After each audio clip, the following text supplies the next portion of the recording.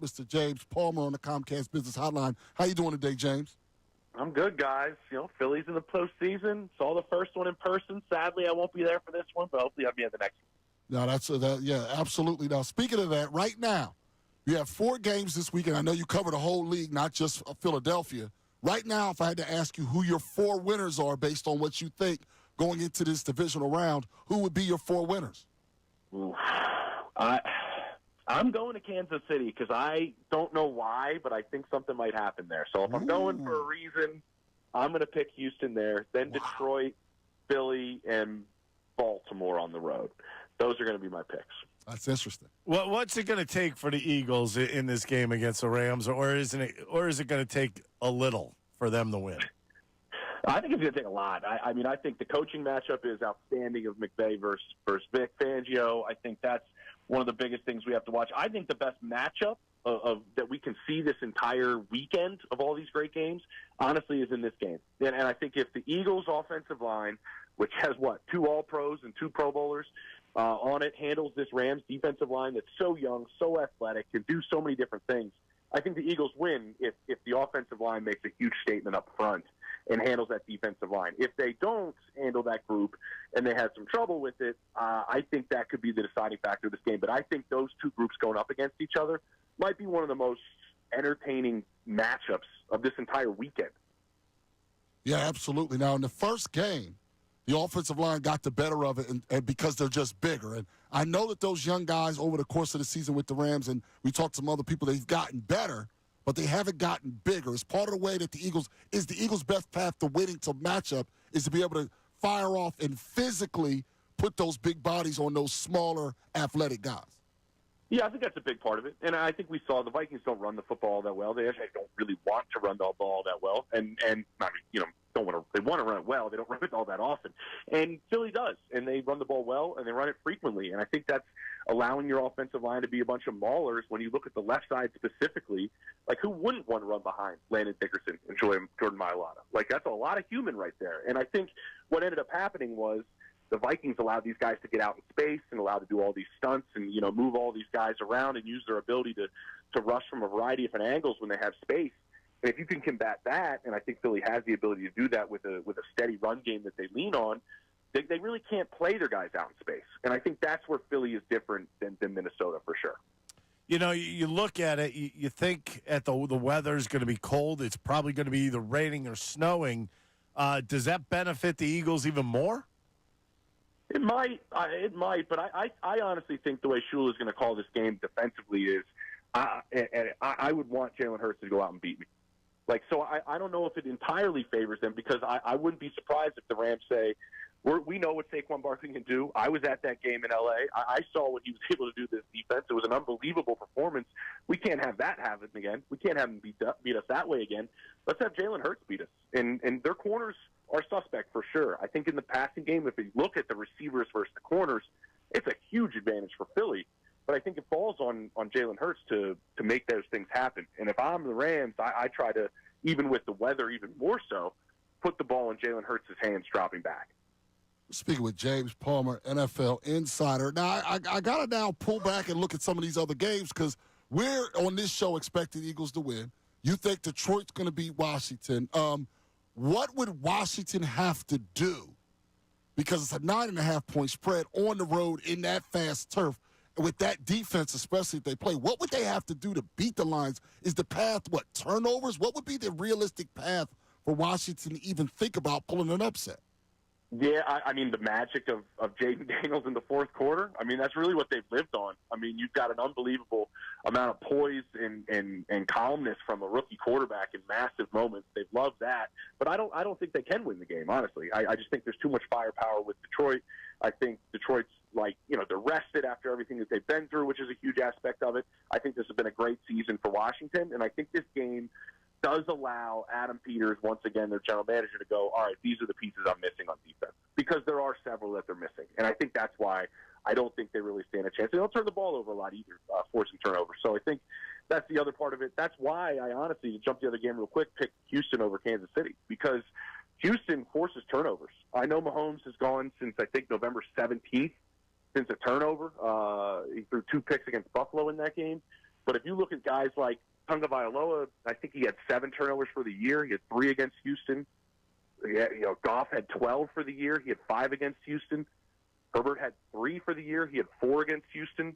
So if Houston's secondary that's as talented as anybody's really in terms of turning the football over can force a couple turnovers, that's why I think they're the ones that have the chance for the upset. So, hey, I got to ask you real quick. Did you pick your destination this week? Is that what you said? I did. Yeah, I did. How do you not, and because this is where I'm going to, how do you not pick Buffalo on this one? With Baltimore and Jackson and Buffalo and Allen. Because it's cold. It is cold. I didn't want to go to Buffalo. It is awful to Buffalo. I'm not going to lie. Not just being there, like getting to Buffalo is a nightmare. It's a variety of flight situation. It's brutal. How would you break that game down? Because it could be a battle of the MVPs. It really is. And I think the difference is, and I think there's so much riding on this game in terms of perception, honestly. I think if Lamar loses this game, I think it's huge in the perception of him. I mean, there's been, he most likely is going to be the 6th guy to win a 3rd MVP. There's 6 that have 3 or more. All of them have won a championship before their 3rd MVP. And so I think the perception of Lamar, if he can't get over the hump, is huge after this game. And I just think being at their game, I double-dipped last weekend.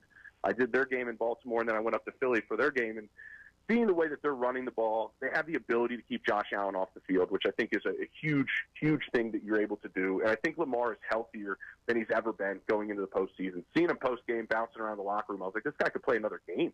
Like, that's how fresh he is compared to years past where he had to carry this team into the postseason.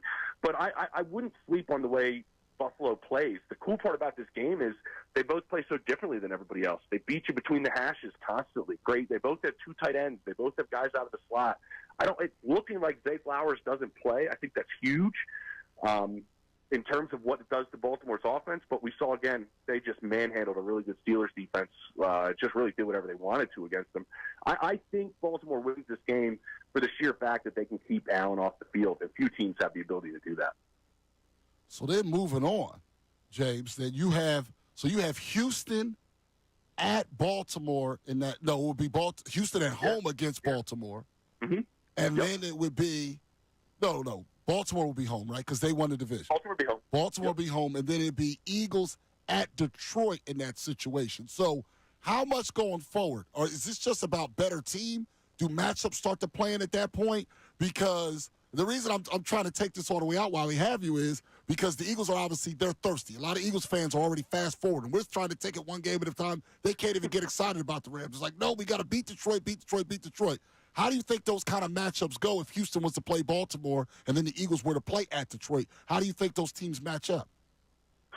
I think Houston would have a really tough time with Baltimore. I really do. I think that that matchup doesn't assuage them as well, honestly, as them playing Kansas City. Kansas City guys, honestly, like if you ask around the league, like they can't create any separation with their skill guys. Like nobody can get open.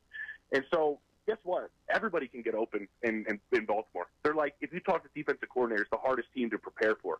I think Houston has a good defense, but there's so many things you have to cover. And linebackers are banged up in a sense there, and they play their tight ends so well. So I don't think it's a great matchup for Houston.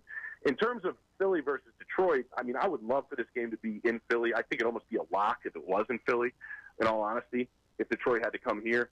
But, I mean, Philly has the ability to beat you in a variety of ways. I think this would be the ultimate test, though, for Vic Fangio's defense because nobody is a better play caller in the NFL right now than Ben Johnson. I mean, if you ask around, he's just the best play caller in football. And the way that they can beat you horizontally and vertically, like do the Eagles have the ability without Nakobe Dean in the middle of the defense to be able to cover all of that intermediate work that the Lions are so good at when you still have to cover deep? So I just think that would be just the ultimate chess match, really, of the grizzled vet of Vic Fangio versus Ben Johnson. They have the horses to do it, but they have an offensive line that really has the ability to slow some guys down. But the big thing I'm looking at this entire weekend, honestly, is nobody has slowed down Jalen Carter. Like, nobody has. The only way you can do it is if you hold him. It really is. And that's a really good offensive line. That would be one of the things that I would watch up front big time if those two get to the NFC Championship game. And then when you look at the defense in Detroit, I mean, how are they even surviving this week? Aaron Glenn. I mean, I think that's really a big part of it. I mean, they believe in their DC. There's a reason why he's one of the hottest names in terms of a head coaching candidate. They're schemed really well. They have the ability to get a couple of guys back. They're getting healthier, which I think honestly changes their confidence level on the backside a little bit and the way they play. But yeah, like they're just so well coached. They don't make a lot of mistakes. I mean, it's what we always say about, the Chiefs all the time, right? Like, everybody says how they win these close games. Well, they never hurt themselves. Well, the Lions defense doesn't really hurt themselves a whole lot. And that's really good coaching. And I think that's a big part of it. I think Philly needs to prove in this game, this weekend against the Rams, they can be more multidimensional. And they can have a better passing attack and have the ability to beat you downfield and spread you out as a defense a little bit more to really give Aaron Glenn some more things to think about. Well, James, great stuff. We really appreciate you carving out some time. I know you're very busy, so I appreciate you talking to us about both the Birds and the whole NFL playoffs as a whole. Appreciate it, man.